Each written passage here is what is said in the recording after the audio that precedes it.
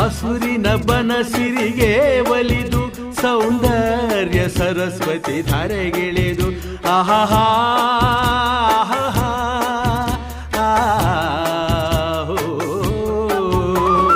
ಹರಿಯುವ ನದಿಯಲ್ಲಿ ಜಾಡಿ ಹೂವನದಲ್ಲಿ ನಲಿಯುತ್ತ ಓಲಾಡಿ ಚೆಲುವಿನ ಬಲೆಯ ಬೀಸಿದಳು ಈ ಗಂಧದ ಗುಡಿಯಲ್ಲಿ ನೆಲೆಸಿಹಳು.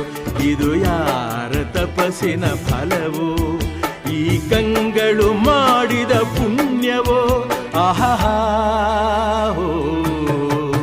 ನಾವಾಡುವ ನುಡಿಯೇ ಕನ್ನಡ ನುಡಿ, ನಾವಿರುವ ತಾಣವೇ ಗಂಧದ ಗುಡಿ. ಅಂದದ ಗುಡಿ, ಗಂಧದ ಗುಡಿ, ಚಂದದ ಗುಡಿ, ಶ್ರೀಗಂಧದ ಗುಡಿ ಆಹಾ.